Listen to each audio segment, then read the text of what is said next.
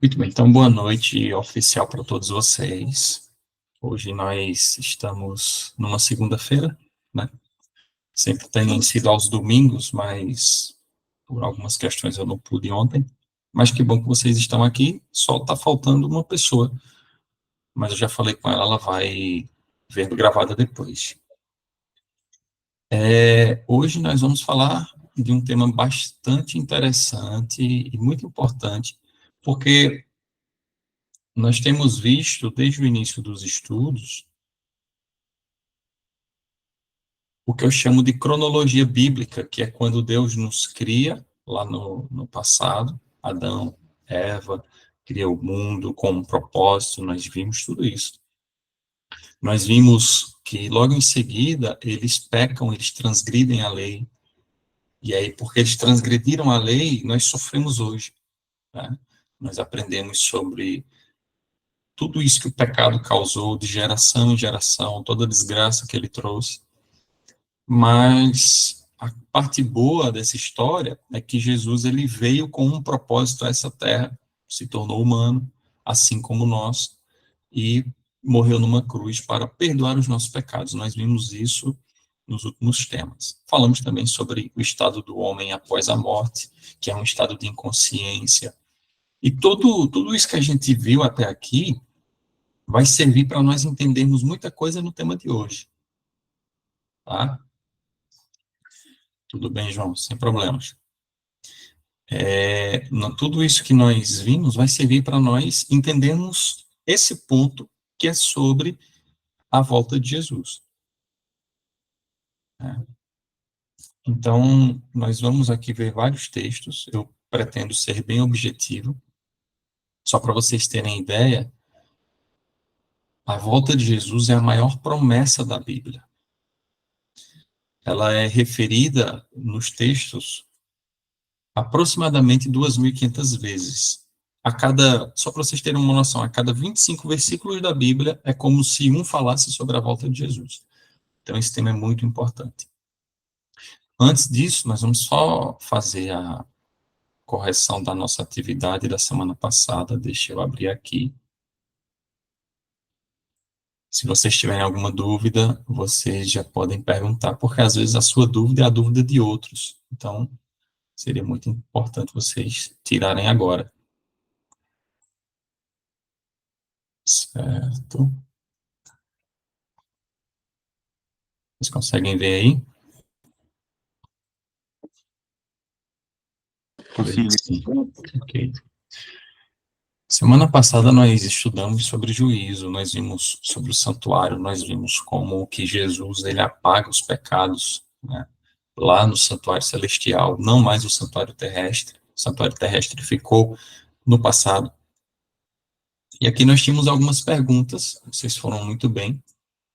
Por exemplo, essa primeira pergunta falava assim: por qual ou quais motivos é necessário que ocorra um juízo? E aí nós vimos vários motivos aqui e todos eram válidos. A maioria de vocês acertou aqui, 60% acertaram. A segunda pergunta falava o que significa o momento em que o sumo sacerdote passa a ministrar no lugar santíssimo e não apenas no lugar santo. A maioria também acertou, 50%. Só para recapitular, essa passagem do lugar santo que os sacerdotes faziam do santo para o santíssimo acontecia uma vez por ano, naquilo que nós chamamos do dia do juízo, o dia da expiação que eu falei para vocês. Então, nós vimos que, de acordo com a profecia de Daniel 8,14, Jesus fez essa passagem lá no Santuário Celestial em 1844, que ali é o período que termina as 2.300 tardes e manhãs. Então, a resposta é correta, significa que iniciará o trabalho de expiação de pecados. Então, Jesus ele não apagava os pecados, ele não julgava os casos antes de 1844, e naquele ano ele passa agora a abrir os livros e julgar todos os casos a começar de Adão, certo? Terceira pergunta: como compareceremos no tribunal? Vocês, a maioria responderam certo também. Nós não compareceremos de forma física, mas foi falado semana passada e tinha muitos textos no material complementar sobre o assunto, que mostrava que os registros estarão lá, Então, por mais que não compareçamos de forma física, tudo que nós fazemos aqui, ou deixamos de fazer, está sendo registrado para um dia ser julgado lá no santuário celestial. Como Jesus apaga os pecados no santuário? E aí teve uma confusãozinha aqui, algumas pessoas confundiram, porque eu realmente coloco essas questões para vocês pensarem, tá? Então diz assim, a resposta correta, ele analisa os pecados do réu e os apaga com seu sangue se ele aceitou seu sacrifício e vive uma vida de boas obras. E a alternativa que mais vocês marcaram depois dessa foi ele analisa os pecados do réu e os apaga com seu sangue se um dia ele professou crer nele. Então, por que que nós entendemos que a salvação, ela não é pelas obras, ela é unicamente pela graça, mas aqui a questão, a resposta correta diz que Jesus só apaga se nós vivemos uma vida de boas obras. Parece contraditório. Mas, na realidade, é que, por mais que a salvação não venha pelas obras, e sim pela graça de Cristo, pelo sacrifício, pela justiça que ele cumpriu aqui na terra, as boas obras, elas refletem essa salvação. Então, não tem como eu dizer que tenho fé em Deus apenas e não praticar boas obras. As obras, elas não me salvam, mas elas dizem sobre a fé que eu tenho, se ela é verdadeira ou se ela é falsa. É como uma pessoa que se batiza, a pessoa que aceita Jesus e diz, eu sou cristão agora, eu aceitei Jesus, estou sendo salvo, mas continua vivendo uma vida de pecado deliberada. Quando eu digo deliberada, é que ela quer pecar, quer continuar pecando.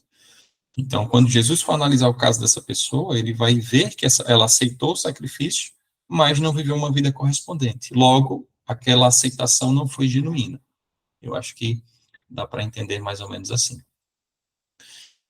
E a última pergunta era sobre aquela leitura da semana, que estava lá no material complementar, e a maioria de vocês acertaram, onde Jesus conta uma parábola do juízo, que eles fariam uma separação das ovelhas dos cabritos, onde as ovelhas seriam os da direita. E nós vamos ver isso hoje, tá bom? Nós vamos ver essa parábola ilustrada na prática agora nos textos bíblicos. Ficou alguma dúvida da semana passada? Tá tranquilo? Podemos partir para o tema da volta de Jesus sem dúvidas. Mandem um joinha aí, um sim, só para eu saber aqui, ok? Então vamos fazer uma oração, que nós vamos iniciar esse tema de hoje, pois ele é muito importante. Fechemos os nossos olhos e oremos. Senhor nosso Deus, nós te agradecemos por mais essa oportunidade de estarmos aqui. Infelizmente não deu certo ontem, mas graças a ti nós estamos aqui hoje para estudarmos mais sobre essa grande promessa que é a tua volta, onde o Senhor vem nos buscar finalmente, onde o Senhor vem nos tirar desse mundo de pecado. Que teu Santo Espírito possa estar aqui conosco, clareia nossas mentes para que nós possamos compreender tudo aquilo que a tua palavra quer nos apresentar, e nós oramos em nome de Jesus. Amém. Muito bem.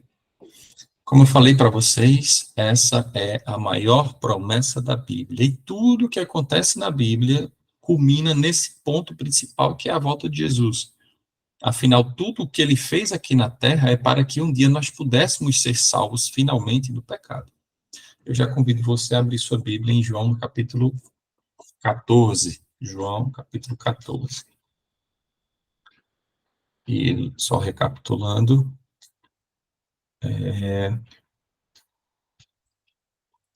só lembrando, quando vocês forem encontrando, vocês podem levantar a mãozinha aí, só para eu saber, tá bom?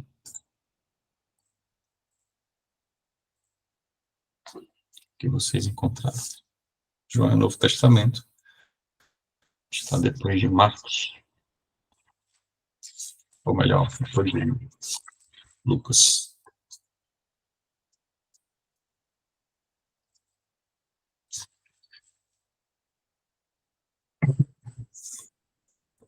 Muito bem. Quando você vê no versículo 1, capítulo 14, nós vamos ler até o versículo 3. Ele fala assim para os discípulos: não se turbe, ou não se perturbem, né? Não se perturbe o vosso coração. credes em Deus, crede também em mim. Isso é Jesus falando para os discípulos. Versículo 2. Na casa de meu pai há muitas moradas. Se assim não fora, eu vou-lhe teria dito. Aí ele faz a promessa agora, pois vou preparar-vos lugar. E o versículo 3 diz, e quando eu for e vos preparar lugar, aí vem a volta de Jesus, ele diz, voltarei e vos receberei para mim mesmo, para que onde eu estou, estejais vós também. Então, esse texto aqui deixa claro que Jesus ele fez uma promessa para os discípulos, afirmando assim: olha, nós estamos aqui em um mundo de pecado. Daqui a pouco eu subirei ao Pai, vocês ficarão aqui sozinhos, entre aspas, né? Porque nós sabemos que a presença do Espírito Santo ficou com eles. Mas Jesus dá esperança para eles, dizendo: olha, por mais que agora vocês fiquem sem mim, no futuro eu voltarei para buscar vocês. Então, a volta de Jesus é o momento em que nós, como cristãos, devemos mais aguardar, porque todos os dias nós sofremos, todos os dias passamos por dificuldades, e quando Jesus voltar, todas essas dificuldades, todas essas tristezas, essas lágrimas, essa dor, irão finalmente acabar, porque o plano original de Deus será restaurado mais uma vez. Só que tem um detalhe: antes de Jesus voltar, no mesmo evangelho, né, só que registrado agora por Mateus, ele diz que aconteceriam alguns sinais que avisariam os cristãos de que ele está prestes a voltar. E quanto mais próximo de Jesus voltar, esses sinais iam se tornando mais frequentes. E eu quero agora abrir a Bíblia com vocês, lá no livro de Mateus. Voltem um pouco aí. João, Lucas, Marcos, Mateus. No capítulo 24. E quando você quiser saber um capítulo que fala sobre os sinais da volta de Jesus, aí você já lembra, Mateus capítulo 24. Nós vamos ler alguns sinais aqui, alguns versículos. Espero que vocês deixem a Bíblia aberta, porque nós vamos ver vários versos nesse capítulo. Esperar o pessoal achar. Muito bem.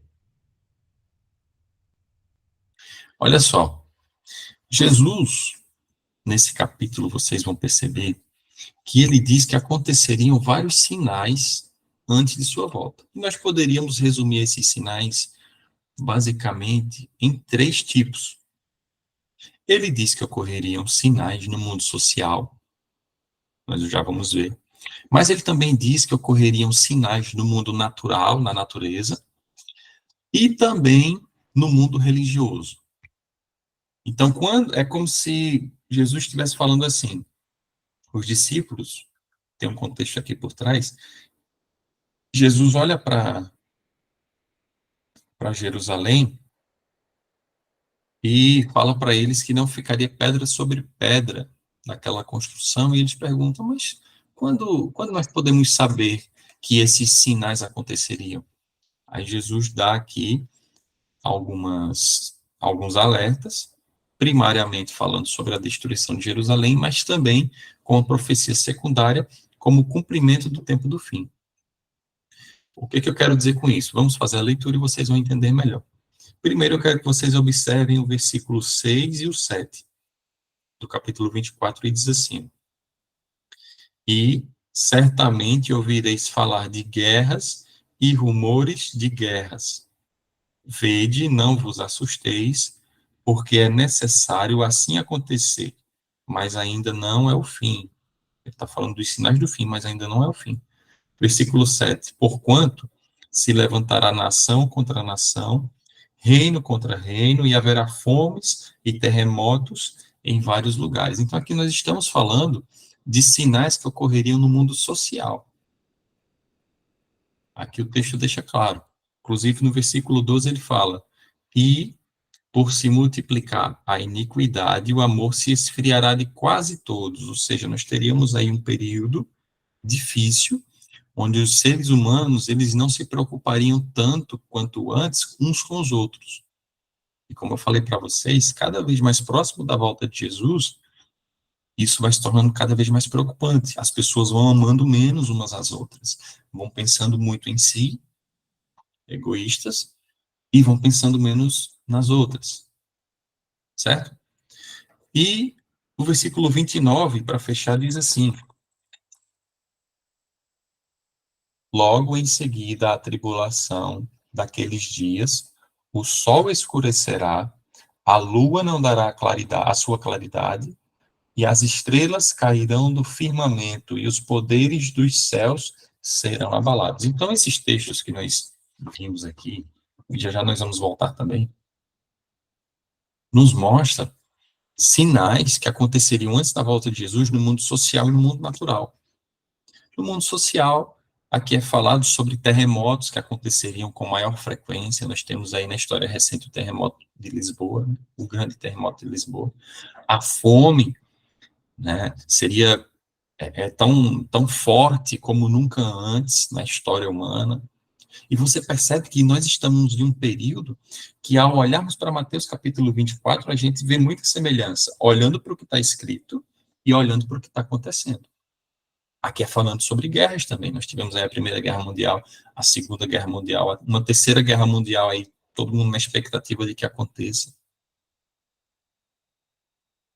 Nós também temos sinais no mundo natural, como aqui foi falado no versículo 29, que o Sol, né, ele teria aí uma modificação, diz aqui, o Sol escurecerá. Só para vocês terem uma noção, se vocês jogarem no Google o dia escuro, digita assim, o dia escuro, teve um evento que ocorreu, anotei aqui, em 19 de maio de 1780, que ficou conhecido como o dia escuro, porque meio-dia, aproximadamente, aparecia de noite, o sol escureceu. Nós temos aí vários momentos que isso vem acontecendo, né, os eclipses e tudo mais na Lua, queda das estrelas também, teve uma queda das estrelas, meteoros caíram como nunca antes, em 13 de novembro de 1833. Aqui eu fiz uma pesquisa rápida e a ciência estima que caiu naquele dia aproximadamente 200 mil meteoros. Então você olha para esses textos e você percebe que tem acontecido alguns fenômenos, tanto no mundo social quanto no mundo natural, que já estavam profetizados há 2000 anos atrás por Jesus. Então a Bíblia ela tem essa função, né? Tem um texto bíblico lá no Antigo Testamento, no livro de Amós, que diz que Deus não fará nada sem antes revelar aos profetas, e os profetas claramente revelam ao povo. Então, tudo que Deus faz ou fará, antes ele revela ao seu povo para que o seu povo não seja pego de surpresa. Essa é a beleza da Bíblia. Porque nós, quando estudamos a Bíblia, nós entendemos o nosso passado, não é? O porquê estamos aqui nessa situação que estamos, entendemos o nosso presente e o propósito que nós devemos desempenhar aqui na Terra, mas também a Bíblia nos dá o privilégio de entendermos o que vai acontecer no futuro. E é sobre isso que nós estamos falando aqui hoje. Mas, não, como eu falei para vocês, não haveriam apenas sinais no mundo social, no mundo natural, mas também haveriam sinais no mundo religioso. Só que antes da gente ir para os sinais do mundo religioso, eu quero que vocês deixem a Bíblia de vocês agora aberta em Mateus capítulo 24. Marquem aí com algum papel, com algum marca-página, porque nós já vamos voltar. E eu queria que vocês abrissem lá na frente em 2 Timóteo, no capítulo 3.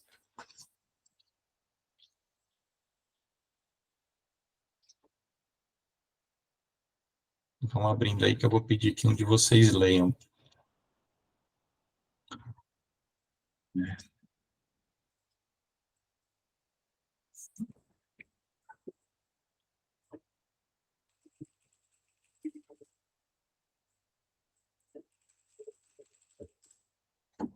Vamos lá, 2 Timóteo, capítulo 3.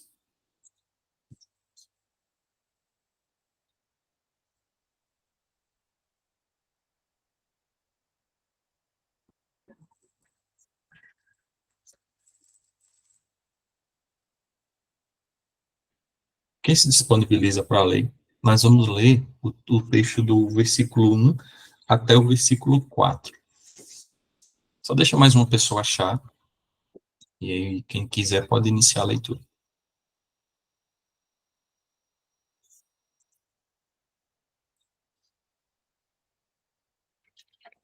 Pronto, quem quiser se disponibilizar aí, já pode iniciar a leitura, tá bom?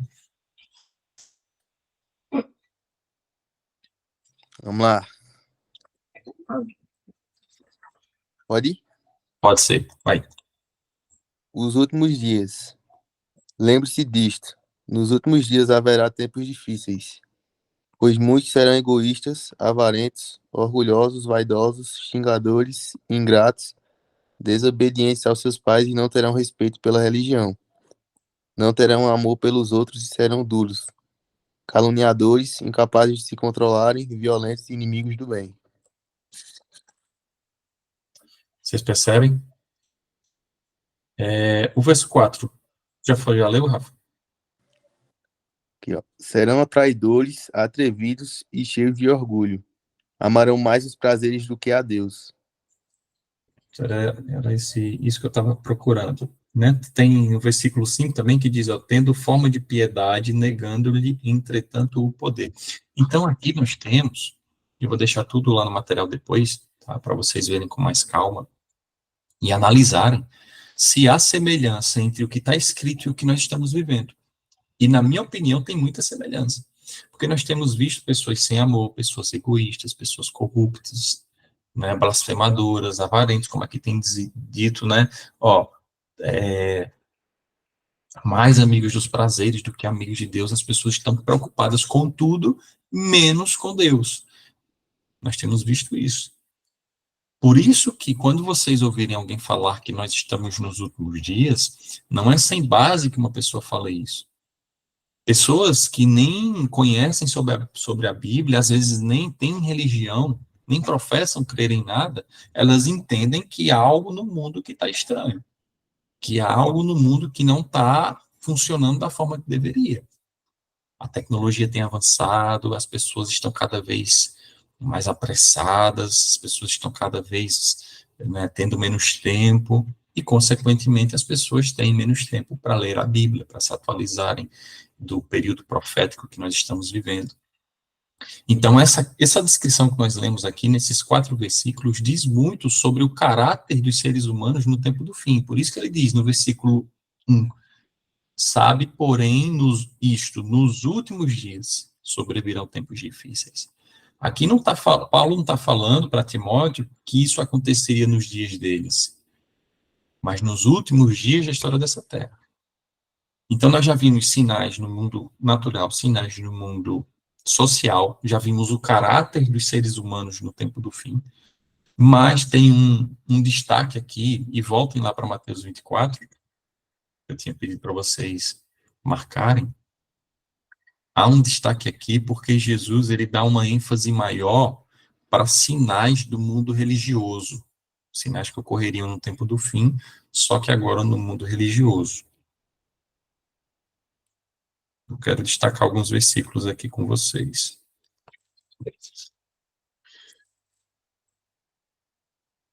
Olha só o que Jesus ele fala.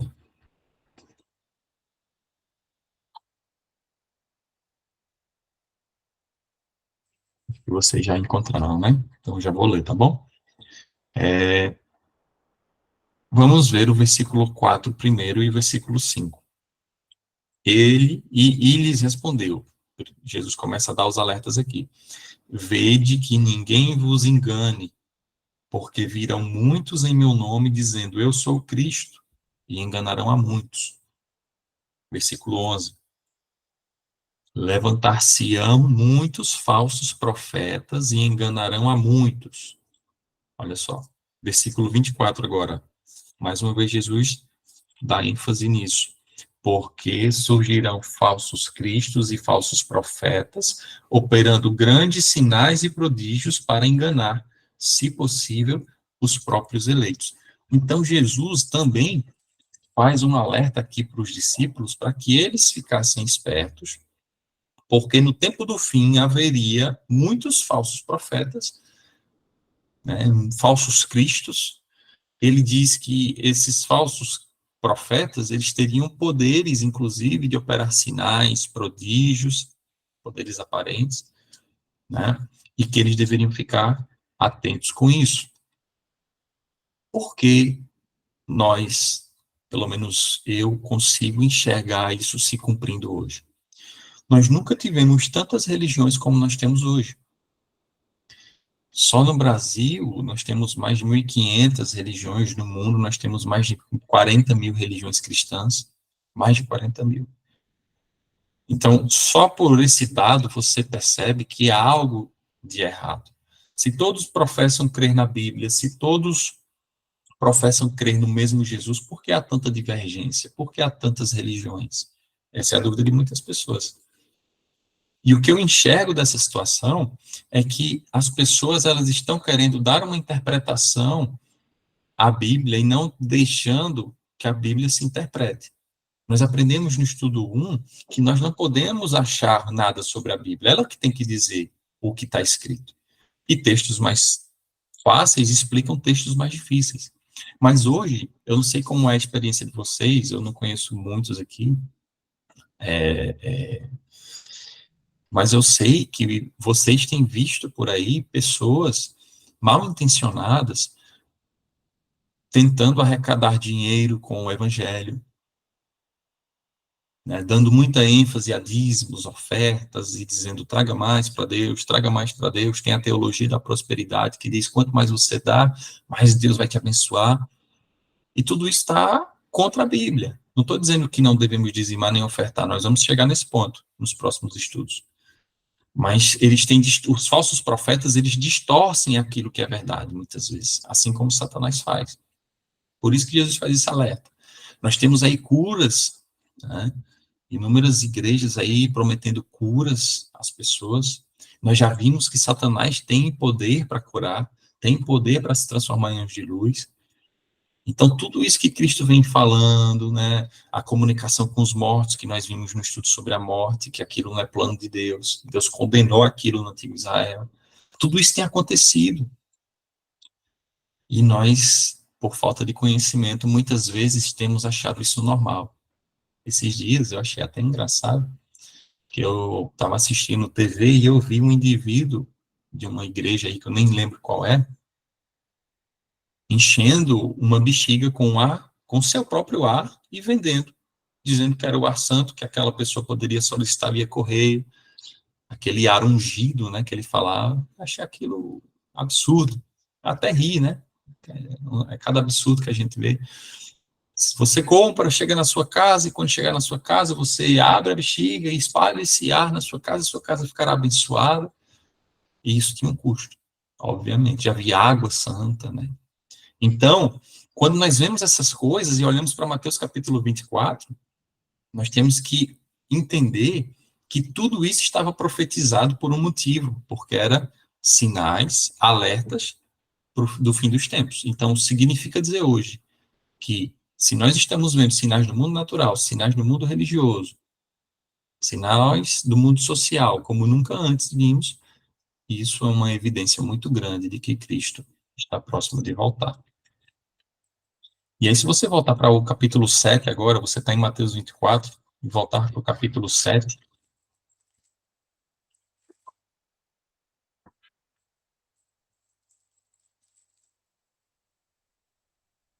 eu queria que ele Osmar lesse o versículo 15, se puder.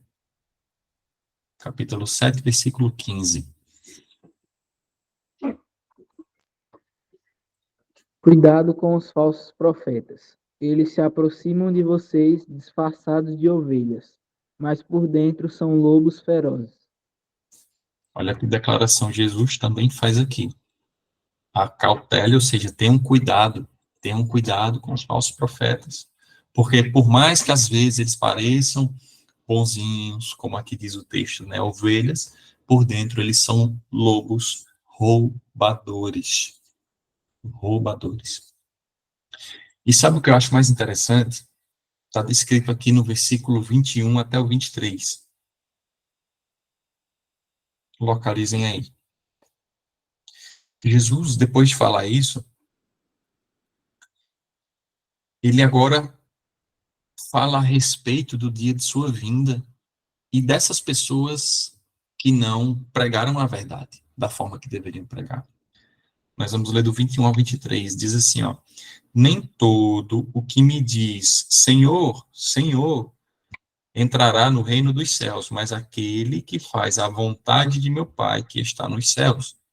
Tudo isso tem a ver com aquela questão da fé e das obras que nós já estudamos um pouco.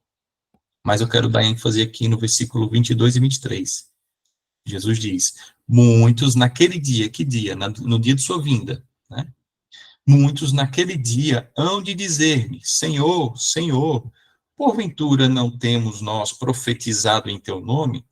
E em teu nome não expelimos demônios? E em teu nome não fizemos muitos milagres? Aí você lê esse texto comparando com o que tem acontecido no mundo religioso hoje. As pessoas têm realizado milagres, as pessoas têm profetizado, né, em nome de Jesus. E olha o que Jesus vai dizer para muitos deles no versículo 23. Então lhes direi explicitamente: nunca vos conheci, apartai-vos de mim, os que praticais a iniquidade. Então, aqui, esse texto deixa muito claro de que não é porque o indivíduo ele está alegando curar, ele está alegando profetizar em nome de Jesus, né, que ele é de Deus. Nós temos que provar os profetas, provar os espíritos. A Bíblia ela nos dá várias dicas a respeito disso, nós vamos ver no futuro sobre esse tema. Mas o fato é, para a gente fechar, haverão e está havendo sinais muito claros de que estamos vivendo nos últimos dias. Né? Mas tem um sinal que você pode perguntar assim, tá? Você já falou aí de vários sinais, Gabriel. E se tem acontecido tanto, o que está faltando para Jesus ele finalmente voltar? E aí nós vamos ver agora, voltando para o capítulo 24. Eu não sei se Laura tá por aí. Se ela poderia ler. 24, 14. Consegue, Laura? Consigo sim. Tudo bem. Vou tentar o pessoal achar aí. Mais um levantar a mão e a gente já pode ler.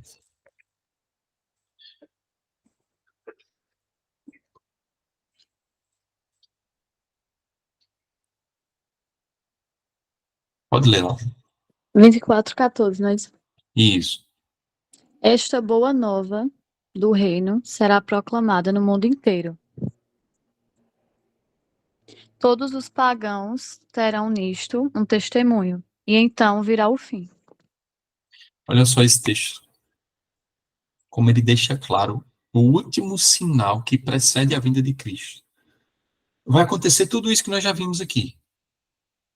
Mas Jesus diz que virá o fim após o evangelho, ou seja, as boas novas que ela leu aí. As boas novas e o evangelho são a mesma coisa, né? Essa mensagem de salvação que nós temos estudado aqui.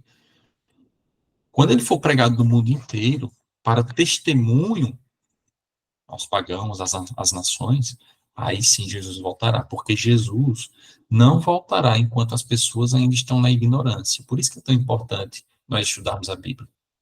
Porque nós estamos contribuindo para que Jesus volte mais rápido. Né? Então, nós temos vários sinais, e o último sinal é o evangelho do reino ser pregado em todo o mundo. Mas também há outro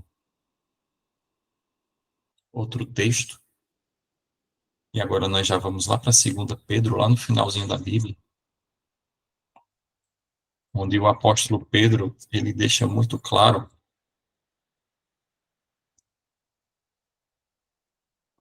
só ver que tem uma pergunta aqui. Isso quer dizer, Rafa perguntou, isso quer dizer que todas as pessoas terão o conhecimento de Deus? Quando nós falamos todas as pessoas terão conhecimento de Deus, às vezes nós tendemos a pensar que todo mundo vai ter a mesma oportunidade de estudar a Bíblia do jeito que nós estamos estudando aqui essa noite. Ah, então quer dizer, Gabriel, que o mundo inteiro, 8 bilhões de pessoas vão parar um dia, vão estudar os 13 temas sobre a Bíblia, assim como eu estudei? Não.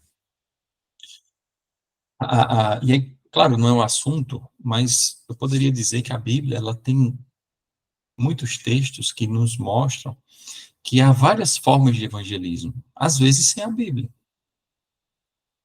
Por exemplo, você entendeu pela Bíblia, quando você estudou, que eu vou entrar nesse ponto, que é um ponto que nós temos um consenso aqui. A bebida alcoólica faz mal e não é plano de Deus que nós vivamos embriagados, porque isso afeta a nossa mente, a nossa comunicação com Deus, nós perdemos a razão, nós não conseguimos tomar boas decisões, e você entendeu e está convicto de que isso faz mal, e você não quer mais pecar nesse ponto. Você clama a Deus e Deus te liberta do alcoolismo. Aí uma pessoa que o Espírito Santo vem trabalhando na vida dela, vê o seu testemunho, e essa pessoa simplesmente ignora o seu testemunho e nem pergunta por que que você fez isso, entende? Por que que você tomou essa atitude, sendo que o Espírito Santo tem trabalhado na mente dela para te chamar a atenção para tudo isso que tem acontecido. O evangelho, de alguma forma, foi pregado para ela, não em sua totalidade, mas as pessoas, nós temos que entender que o Espírito Santo tem trabalhado e através de testemunhos, certo? As pessoas vão tendo conhecimento sobre a Bíblia. Se não é sobre a Bíblia escrita, sobre a Bíblia vivida em nossas vidas. Mas, Rafa, vai chegar um tempo em que as coisas não estarão tão calmas como estão hoje. Isso é profético, tá? Você vai ter lá em Apocalipse 13, por exemplo, uma situação em que poderes da terra se unirão, né, e perseguirão um povo. É aí onde fala lá sobre a marca da besta, né, que os que não aceitarem a marca da besta irão receber a sua marca e não poderão comprar, não poderão vender. Isso aqui já é outro tema. Mas nós temos que entender que nós estamos em um momento tranquilo e que muitas vezes parece que é impossível a pregação do evangelho no mundo inteiro. Mas chegará um momento em que o mundo estará numa crise tão grande e o Espírito Santo descerá sobre o povo de Deus, né? Isso isso profetizado lá em Joel, no capítulo 2, e o evangelho será pregado em uma velocidade muito maior do que se tem pregado hoje. Então, sim, as pessoas, elas conhecerão a respeito de Deus, todos, sem exceção, terão a oportunidade de se decidirem ao lado de Deus ou contrários a Deus. Ninguém, e eu poderia dizer, Jesus não vai voltar enquanto as pessoas não se decidirem. Elas precisam tomar uma decisão, seja para o lado correto, seja para o lado incorreto. Esse texto que nós vamos ler agora, eu pedi que vocês abrissem, né, em 2 Pedro 3, ilustra muito bem isso aqui. Vocês podem ir perguntando, tá? Se vocês tiverem dúvida, o importante é sairmos aqui sem dúvidas. Capítulo 3, versículo 9. Elaine, tu tá por aí? Consegue ler?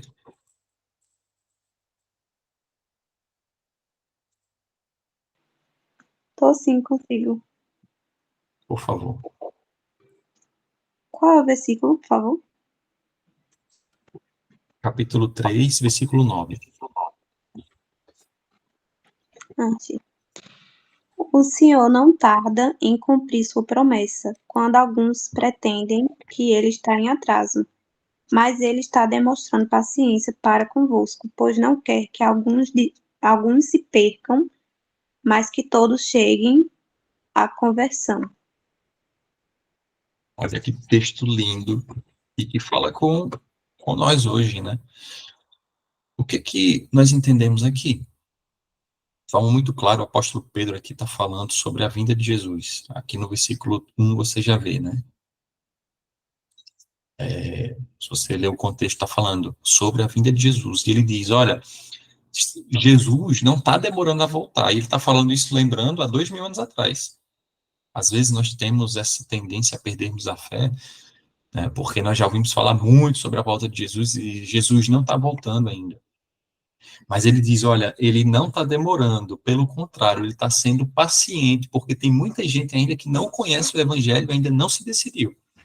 Por isso que Jesus não voltou. E às vezes essas pessoas que não conhecem, somos nós. E às vezes até conhecemos, mas não tomamos uma decisão.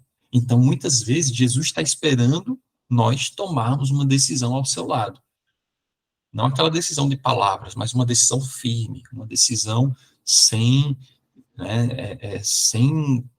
titubear, sem ficar entre um lado e outro, mas uma decisão firme. E nós conseguimos tirar desse texto e de outros da Bíblia um princípio bem interessante que eu aprendi recentemente, chamado potencial máximo de redenção. Isso aqui é interessante. Nós concordamos aqui que Deus é onisciente.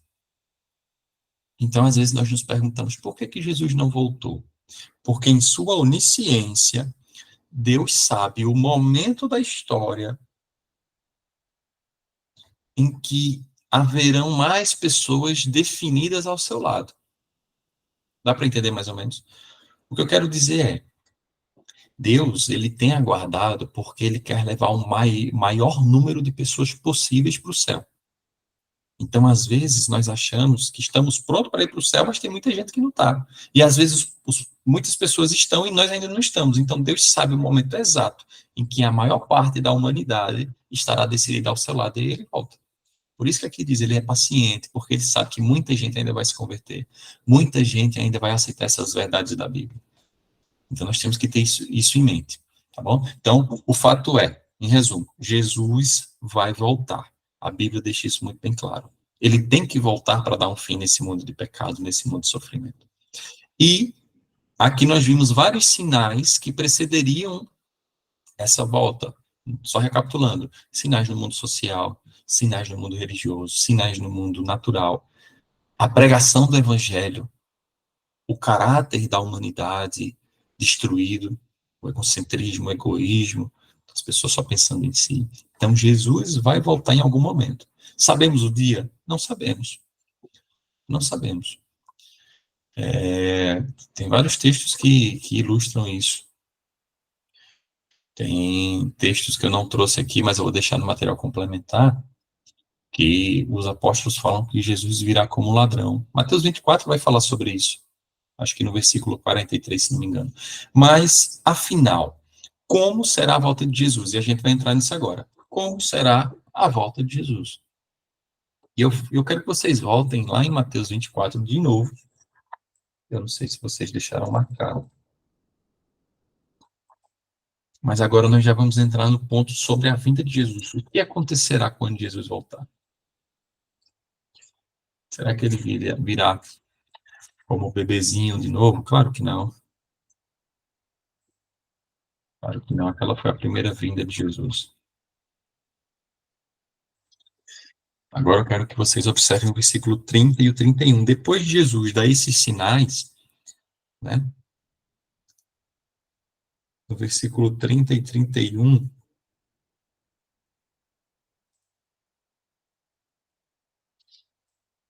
ele diz assim, vocês encontraram, né? Ok.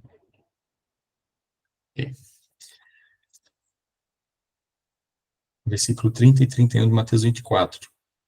Então, depois daqueles dias, né? Então aparecerá no céu o sinal do Filho do Homem. Está falando de Jesus, o Filho do Homem é Jesus.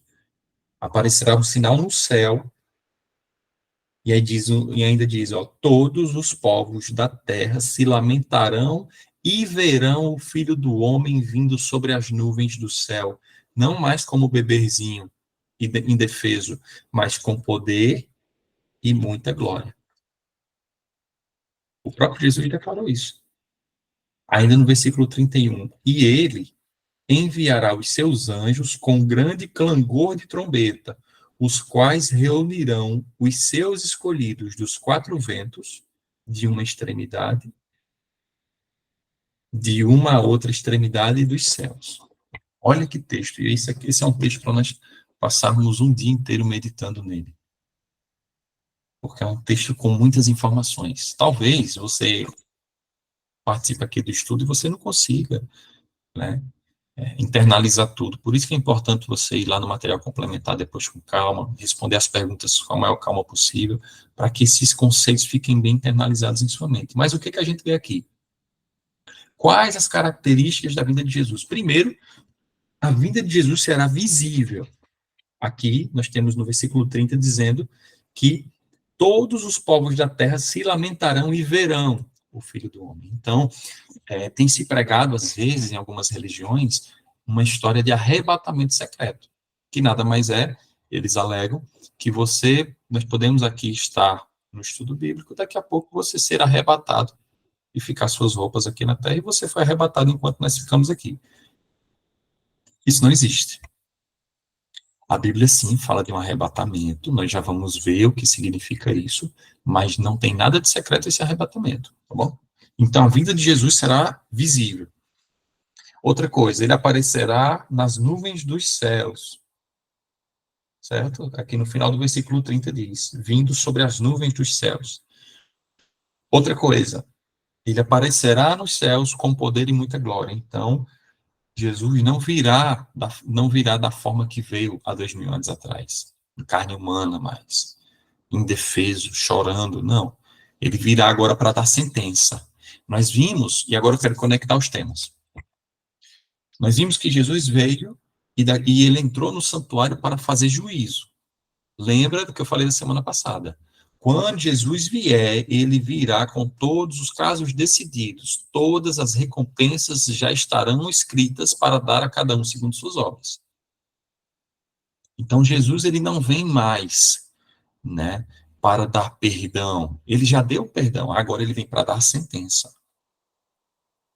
Certo? É aí que entra aquela parábola da leitura da semana passada, que ele fará separação entre os bodes e entre as ovelhas e os cabritos. Certo? Outra característica. Ele virá acompanhado de anjos, no versículo 31 diz, e ele enviará os seus anjos. Então, será uma cena extraordinária. Todo o mundo verá Jesus voltando. Aí você pergunta, como se o mundo é uma esfera? Aí é com Deus. A Bíblia diz, nós temos que confiar. Né? Às vezes, nós não temos capacidade de discernir como Deus fará. Mas o fato é que todos verão. E aqui diz que ele enviará os seus anjos. Quando nós fazemos um estudo mais aprofundado do Apocalipse, lá vai ter uma parte que vai dizer que o céu ficou em silêncio por meia hora na volta de Jesus. Em meia hora em profecia, claro, tem uns significados, uma semana, mas o fato que eu quero evidenciar aqui é que eu quero que vocês vão imaginando, tá? É que na volta de Jesus aparecerá um sinal no céu e daqui a pouco começará o céu a envolver-se de seres angelicais, porque todos os anjos dos céus, toda a comitiva celestial virá juntamente com Jesus para resgatar os escolhidos. Certo? Temos uma pergunta aqui. Ok, não é uma pergunta não, é só um comentário. Rafa, exatamente. Jesus virá segundo o texto, e ele virá com poder e grande glória. Outro detalhe aqui que nós lemos é que os anjos reunirão os escolhidos dos 4 ventos. Os 4 ventos aqui se referem à terra inteira, né? Os 4 pontos cardeais, de norte, sul, leste e oeste.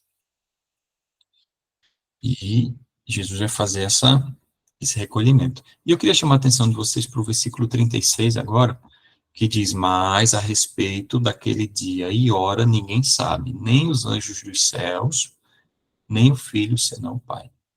Então, muitas pessoas, às vezes, querem marcar datas sobre a volta de Jesus, profecias sobre o fim do mundo. Nós tivemos aquela de 2012, que até saiu o filme, né? Deixa eu estar ajeitando aqui. Até saiu o filme, fim do mundo, todo mundo preocupado, mas ninguém sabe. Não tem calendário maia, não tem vidente que possa afirmar assim, Jesus vai voltar, o mundo vai acabar, porque ninguém sabe. Só quem sabe é Deus. Tem muita coisa envolvida que nós ainda não temos noção. E Deus vai vir no momento certo. A pergunta não deve ser quando a vinda de Jesus acontecerá, mas se nós estamos preparados. Essa é a verdadeira pergunta. Se Jesus voltar hoje, eu tenho que estar preparado para hoje. Eu não posso deixar para me preparar amanhã, porque se ele voltar hoje, eu estarei preparado hoje. E tem outro ponto também. Jesus pode voltar apenas para mim, não para as outras pessoas, porque nós entendemos que a morte é um sono. Então, se eu morrer hoje, o próximo ato de consciência que eu terei será Jesus voltando. Nós já vamos ver isso, certo? Então, nós temos que estar preparados hoje. Por isso que a Bíblia diz, vigiem, orem a todo tempo, não brinque. Né? Não brinque, porque Jesus virá como um ladrão. Acho que ele diz isso no versículo 43, ó, mas considera isso. Se o pai de família soubesse a que horas viria o ladrão, vigiaria e não deixaria que fosse arrombada a sua casa. Aí Jesus, no versículo 44, diz: por isso, ficai também vós apercebidos, porque a hora em que não cuidais, o Filho do Homem virá. Então, nós temos que estar 100% preparados. Só recapitulando, será visível nas nuvens dos céus, com poder e muita glória, acompanhada de anjos, virá uma comitiva com eles, com Jesus, e ninguém sabe o dia nem a hora. Agora, eu quero chamar a atenção de vocês para o ponto que eu acho mais lindo na vinda de Jesus. E quando eu escutei isso pela primeira vez, começou a fazer muito sentido o que a Bíblia fala, né? E nós já vamos entender o que é, porque eu quero que vocês agora passem 3 livros aí, cheguem no livro de João, no capítulo 28. Melhor, capítulo 5, versículo 28. Eu vou pedir para a Rafa ler esse texto, o versículo 28 e o versículo 29. Alguma dúvida até aqui? Está tranquilo? Se tiverem dúvidas, não deixe para depois. Qual o versículo, Almeida? Ó, capítulo 5, versículo 28 e 29. Deixa Já só o posso ler pessoal achar aqui? aqui. Deixa só o pessoal achar. Ok. Pode ler, por favor. Não fiquem admirados por causa disso, pois está chegando a hora que todos os mortos ouvirão a voz do Filho do Homem e sairão das suas sepulturas. Aqueles que fizeram bem vão ressuscitar e viver, e aqueles que fizeram mal vão ressuscitar e ser condenados. Olha o que esse texto diz. Aqui está falando que vai chegar uma hora em que todos, olha só, olha o que a Bíblia diz. Não eu, todos, todo mundo que morreu, aqui diz, palavras de Jesus, irão ressuscitar. Aí, no versículo 29, como o Rafa leu, alguns, os que tiverem feito bem, vão ressuscitar para a vida. Aqui na minha Bíblia diz a ressurreição da vida. E aqui diz os que tiverem praticado o mal para a ressurreição do juízo. Então, preste atenção agora. Jesus disse que todo mundo vai ressuscitar, só que tem uma diferença aí. Alguns vão ressuscitar para a ressurreição da vida, enquanto outros vão ressuscitar para a ressurreição do juízo. Certo? O que nós extraímos daqui? Há 2 tipos de ressurreição, segundo a Bíblia. Uma da vida e outra do juízo. O que é que eu posso dizer para vocês? E a gente já vai embasar isso nos textos. Jesus volta, certo? Mas ele vem buscar aqueles que estão salvos. Então, quando Jesus ele vem, os mortos que estão salvos, que aceitaram Jesus e viveram uma vida de acordo com essa aceitação, eles sairão dos túmulos, certo? E ressuscitarão. Porque aqui no versículo 28 diz: ouvirão a voz e sairão. Eu tenho muito cuidado ao falar, porque, como nós não estamos falando de algo lógico, muitas vezes nós temos dificuldade de entender. Então, agora eu quero que vocês abram a Bíblia de vocês em 1 Tessalonicenses, e agora as coisas vão ficar mais claras. 1 Tessalonicenses, capítulo 4, Novo Testamento. Certo? Se tiverem dúvidas, perguntem, não deixem nada mal entendido aqui. 1 Tessalonicenses, capítulo 4.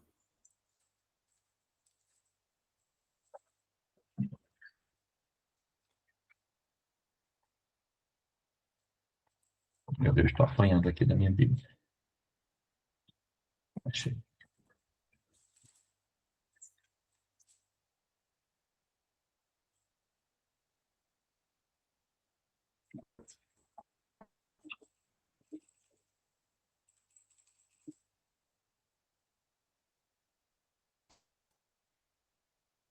Olha só, isso aqui é importante, tá? 1 Tessalonicenses capítulo 4, nós vamos ver o versículo 16 e 17.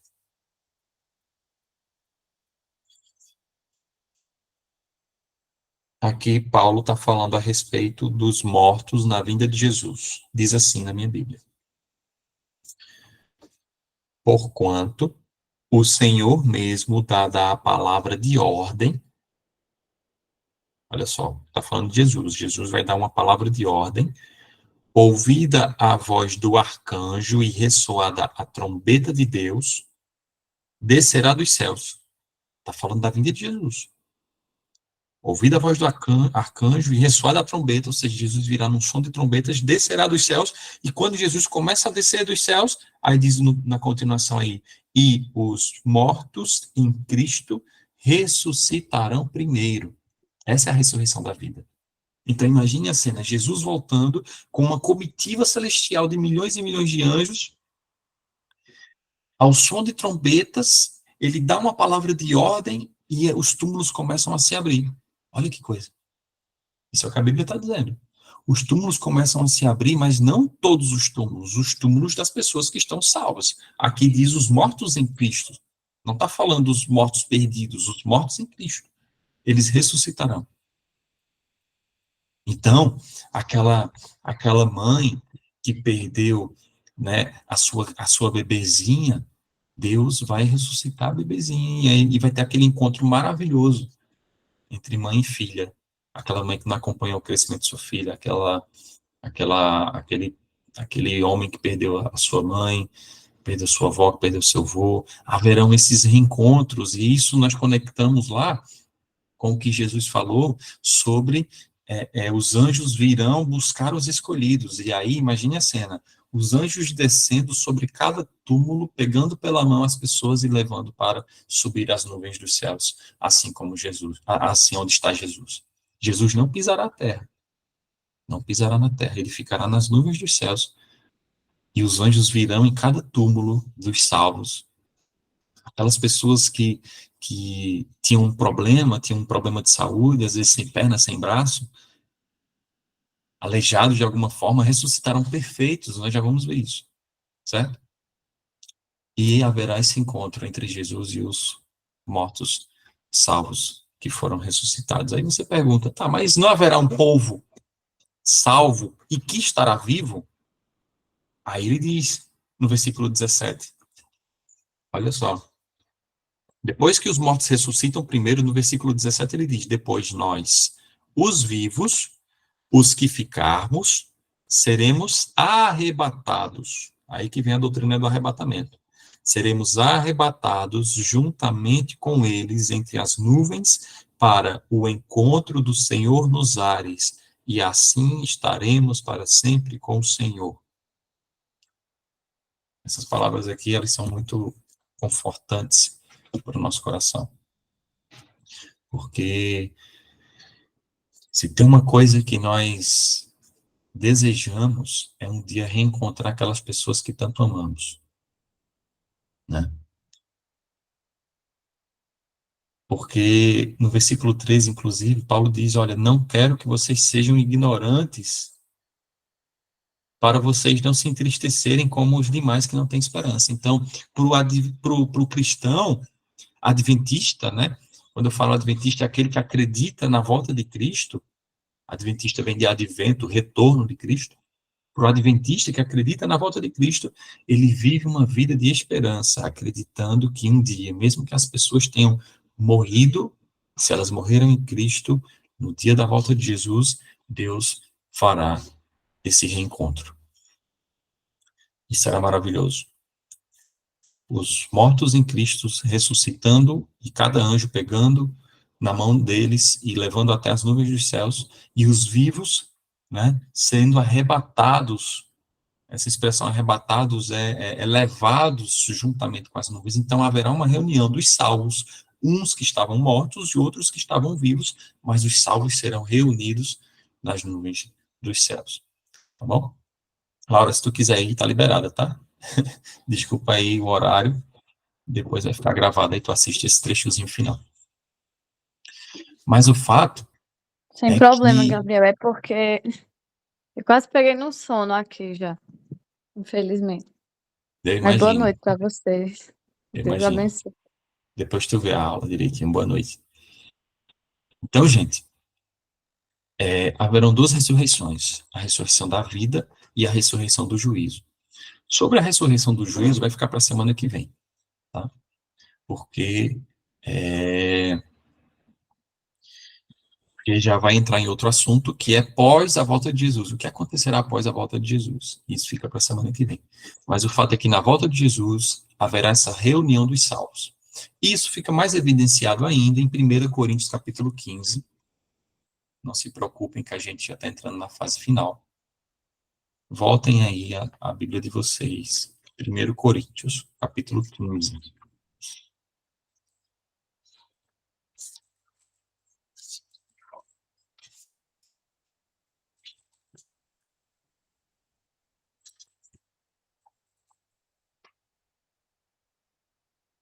Nós vamos ler o versículo 51 até o versículo 54.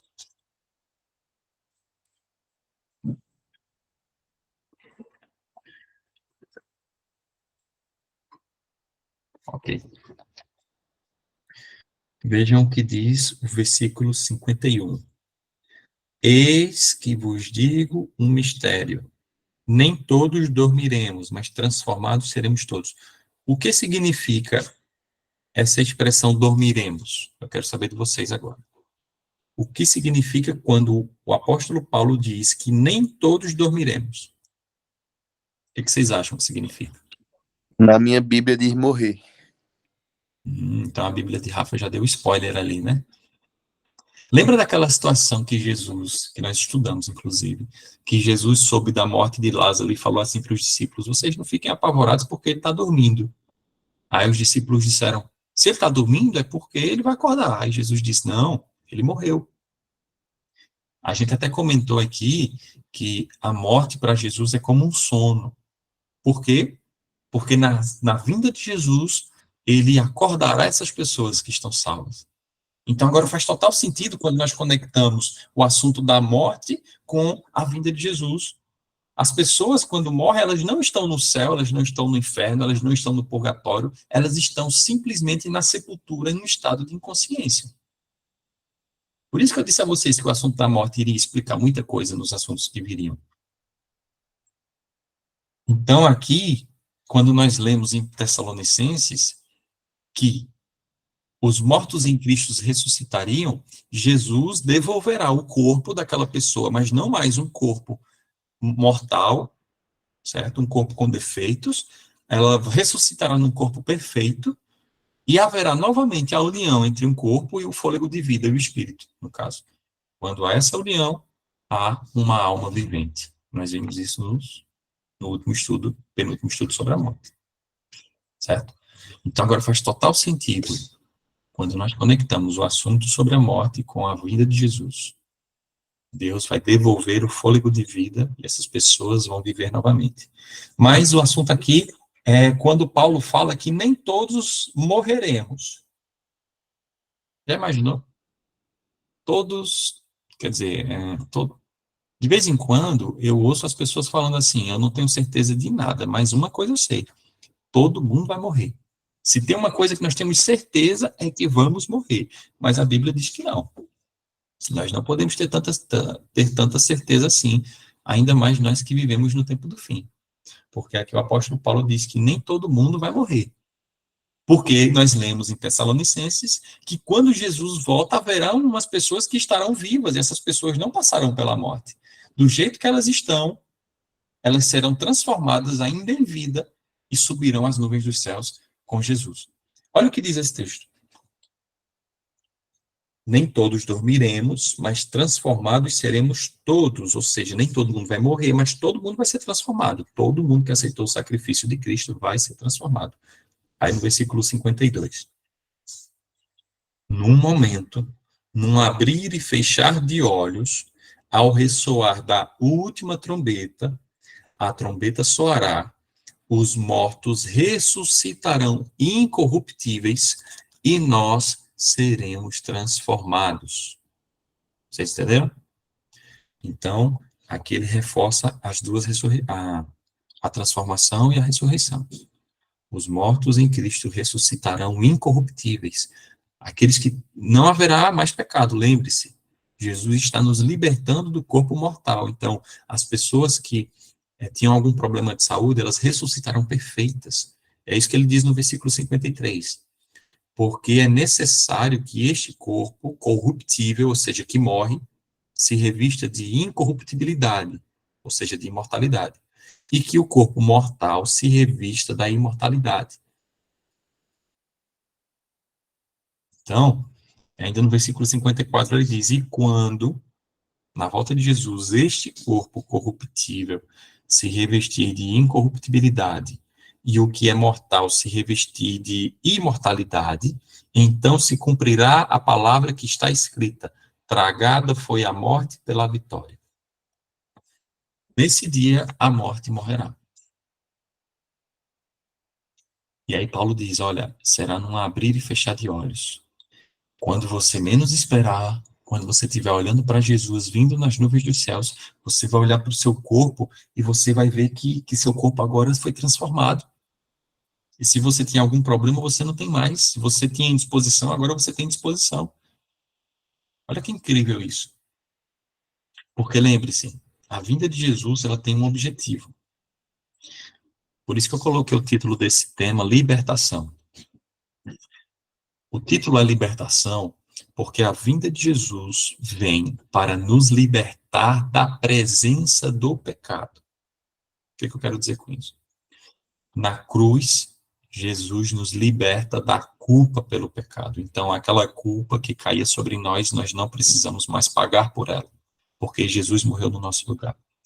Hoje, enquanto nós estamos tentando viver uma vida de obediência, Jesus tem nos libertado do poder do pecado. Ele tem nos dado forças para resistirmos às tentações, às provações, para não pecarmos mais. Então, culpa, poder, mas só na vinda de Jesus nós seremos 100% libertos da presença do pecado. Então, essas tendências que nós temos para pecarmos, essa vontade de quebrar o outro do meio quando alguém discorda da gente, sabe, essa vontade de estragar nossa saúde com comidas erradas, enfim, tudo isso terá fim na volta de Jesus, porque nós não teremos mais essa natureza carnal. Ele restaurará a nossa natureza espiritual. Certo? Ficou claro até aí? E para finalizar, só quero abrir em 2 textos. Porque nós já entendemos os sinais, nós já entendemos as características da vinda de Jesus, certo? Nós já entendemos as ressurreições, mas eu só quero finalizar agora com um contraste entre aqueles que estavam preparados, ou melhor, estarão preparados, e aqueles que não estão preparados, ou melhor, não estarão preparados. Os que não estarão preparados, a Bíblia relata em Apocalipse capítulo 6.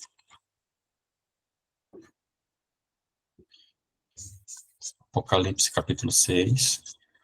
Tá ligeirinho hoje, não tá, Rafa? Aqui. Apocalipse capítulo 6, versículos 15 a 17. Leosmato, pode ler, por favor? Quando encontrar. Deixa Qual só a pessoa versículo? abrir. Poucas pessoas. Você vai abrir no capítulo 6 e vai ler o versículo do 15 até o 17.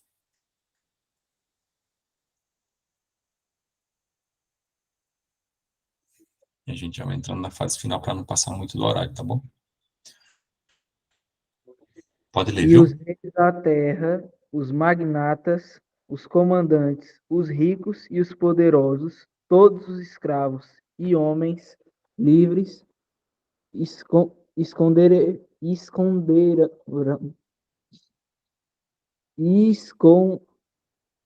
Esconderam-se. esconderam-se. Obrigado. Ok. Nas cavernas e entre as pedras das montanhas, dizendo às montanhas e pedras: caiam sobre nós e nos escondam da face daquele que está no trono e da ira do Cordeiro. Leu 17 também? 17. Uhum. Porque chegou o grande dia da ira deles. E quem pode ficar de pé? Olha só. Aqui está relatado uma profecia, quando João ele vê o que aconteceria na vida de Jesus, e aqui ele declara que haverá muitas pessoas que quando verem Jesus voltando nas nuvens dos céus, essas pessoas não tinham aceitado Jesus, essas pessoas não tinham dado ouvidos à mensagem do Evangelho, à mensagem de boas novas, e elas procurarão se esconder, porque elas sabem que elas rejeitaram a mensagem de Deus. Quero mostrar para vocês esse contraste. Enquanto nós estávamos vendo agora sobre pessoas preparadas, pessoas que ressuscitarão, que serão transladadas, haverá uma classe que não estará preparada assim. Então, na vinda de Jesus, haverão 4 grupos. 4 grupos. Primeiro grupo, os mortos justos que ressuscitarão. Segundo grupo, os vivos justos que serão transladados. Mas ainda sobrarão 2 grupos. Os que estão mortos e não aceitaram Jesus, rejeitaram a mensagem de salvação, esses não ressuscitarão. Esses ficarão esperando a ressurreição do juízo, aquela ressurreição que Jesus falou. Ele disse, tem uma da vida e tem uma do juízo. Só quem vai ressuscitar na da vida é os salvos. Os perdidos vão ficar lá nos túmulos. E nós vamos ver semana que vem que eles ressuscitarão depois de um tempo, tá bom? Para receber a sentença. Mas aqueles que estavam vivos, né, e não aceitaram Jesus, se rebelaram contra a mensagem de salvação, são os que estão descritos aqui em Apocalipse capítulo 6. Eles se esconderão da face de Jesus, porque eles saberão que eles estão em débito com Jesus, eles não se arrependeram.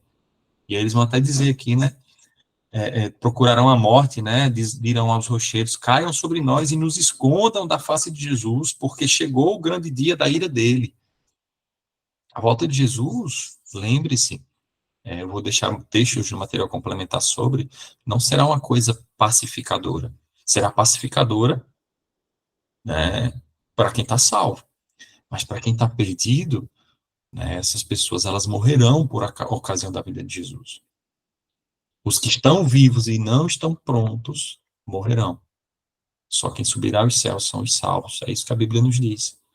Porque Jesus agora ele não vem mais para dar perdão, ele vem para dar sentença. Tá? Mas agora nós finalizamos com Isaías capítulo 25. Lá no Antigo Testamento, Isaías capítulo 25.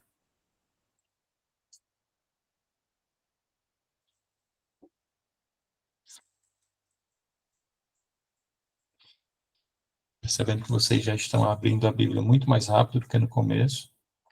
A gente vai ganhando prática, né? Cada estudo que passa. E lá não vai ler para a gente aqui, tá bom?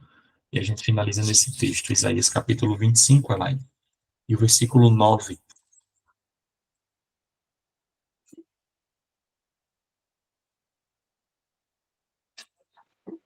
Dir-se-á nesse dia: é Ele o nosso Deus, nós esperamos nele e ele nos liberta.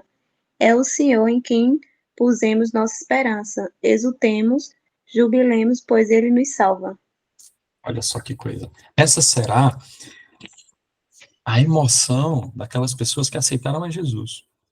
Daquelas pessoas que aceitaram com toda a fé, com todo o fervor, que procuraram obedecer a Jesus, que se prepararam para a vinda de Jesus, que pregaram o evangelho, que levaram salvação para pessoas e não ficaram brincando com o evangelho, não ficaram brincando com as boas novas.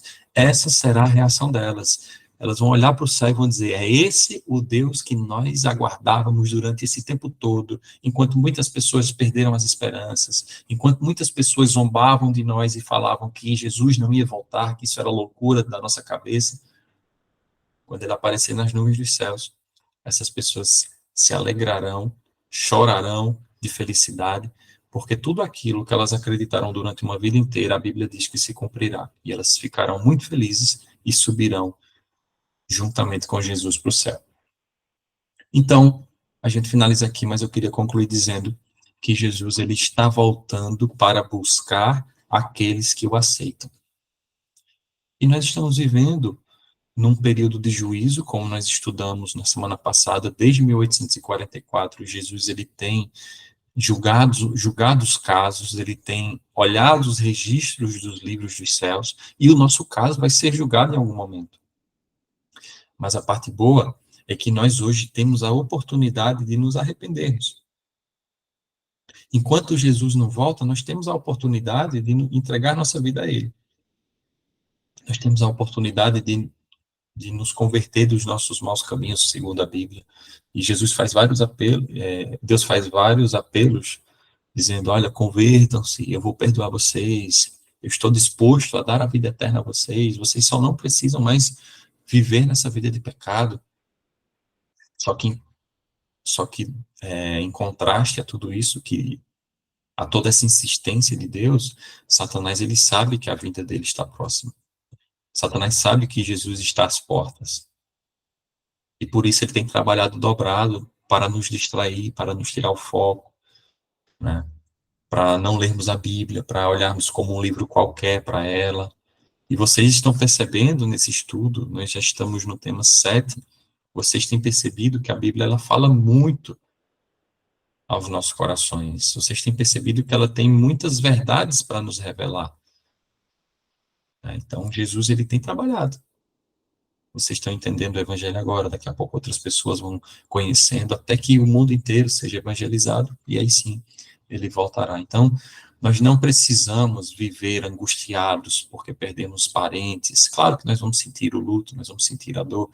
Cada um aqui sabe a dor que sente quando perdemos os nossos queridos. Mas pior seria se nós não tivéssemos esperança de nada. Se nunca mais tivéssemos esperança de ver essas pessoas. Mas hoje nós aprendemos que Jesus, quando ele voltar, ele vai devolver a vida para muitas pessoas que aceitaram a salvação. E haverão esses reencontros maravilhosos. Então nós não precisamos viver sem esperança nesse mundo. Nós não precisamos viver como se não tivesse solução para a morte. Porque a vinda de Jesus está próxima. E quando ele voltar, ele vem para dar a recompensa.